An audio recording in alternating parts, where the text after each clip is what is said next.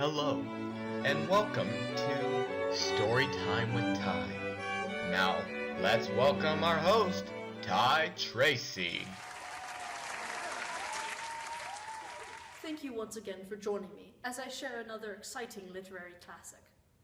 This will be an amazing tale full of tension, diverse domains, and ultimately being stretched to the limit.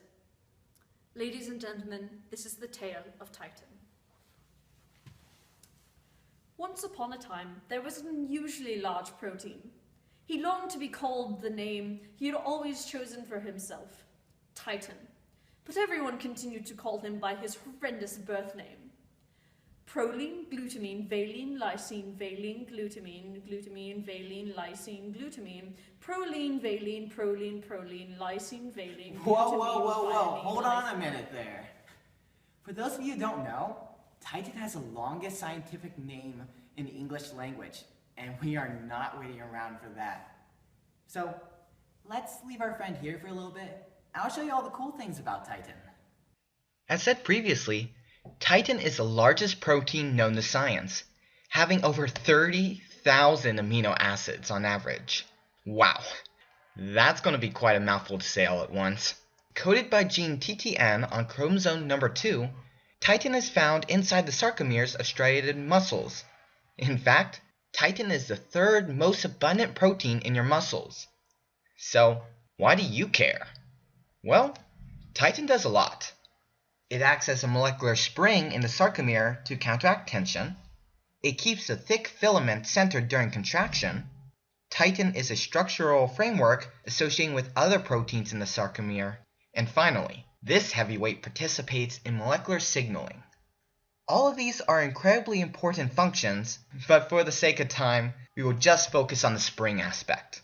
How's that sound, Ty?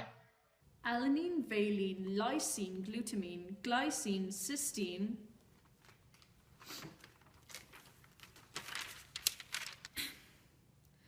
tryptophan, proline, glycine, valine. Okay, I guess we'll just go on then. So let's look at the physical aspects that make this protein such an ideal molecular spring. So, Titin is 1 micrometer long, spanning 1/2 the sarcomere. Its N-terminus is bound to the Z-disc at the Z-line over on the left, and the C-terminus is at the M-line halfway through the sarcomere. Throughout this protein, there are many phosphorylation sites and even a kinase domain at the C-terminus. These are used in the other functions of Titin mentioned earlier, but we will choose to focus on the structural aspects of the A and I bands and how they help act as a spring. First is the A band. This sequence is highly conserved since it acts to attach to the highly conserved myosin thick filament. It will bind to both the myosin and the C protein. Throughout the A band, you will find long-range repeating amino acid sequences known as super-repeat.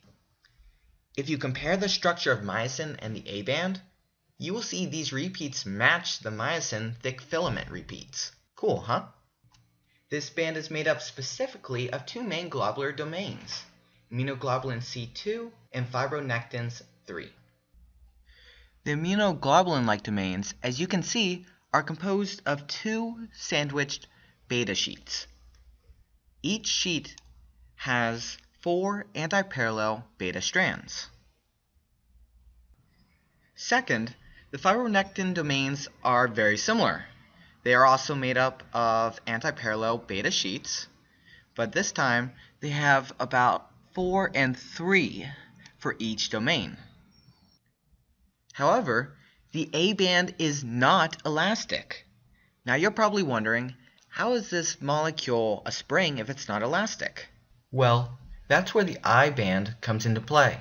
Ty, would you like to explain this? Glutamine, alanine, glycine, cysteine, tryptophan. Glutamine, proline, cysteine, alanine, glycine. And I guess never mind. Anyway, as I said, the I band is elastic, able to act as a molecular spring to counteract passive and active forces on the muscle. To do this, the I band is made up of 2 domains, immunoglobulin-like domains and PEVK segments. First off, we have our old immunoglobulin friends. These domains are extended under low stretch conditions. So these would be conditions similar to passive or low muscle tension. So these domains are normally folded into a 7-strand beta barrel structure. Now when they do unfold, the outer domains will unfold first, followed later by the more central domains, as you can see in this figure. Snuggled in between the immunoglobulin domains are many PEVK segments. These are the segments that extend under high stretch conditions. Also, they have no recognized secondary or tertiary structures.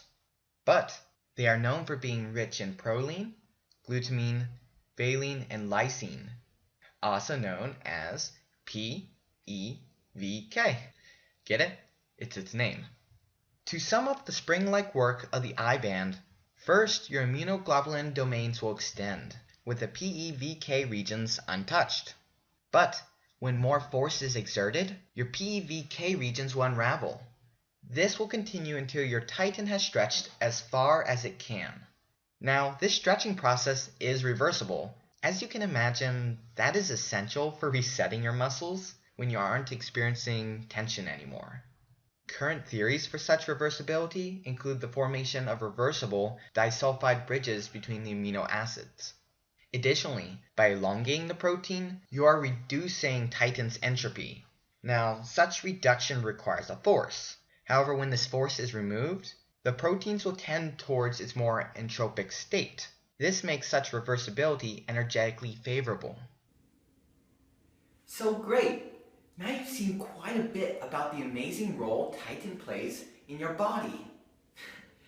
And who says science isn't fun?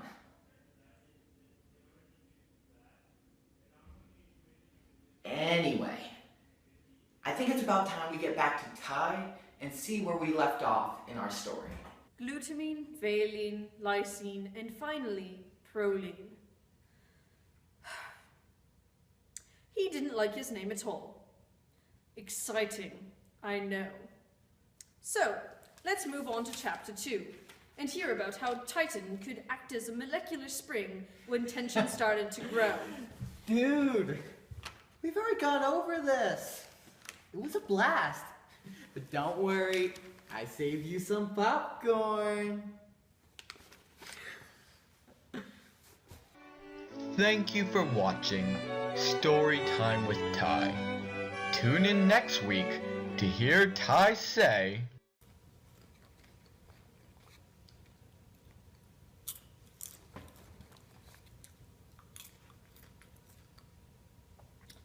I quit.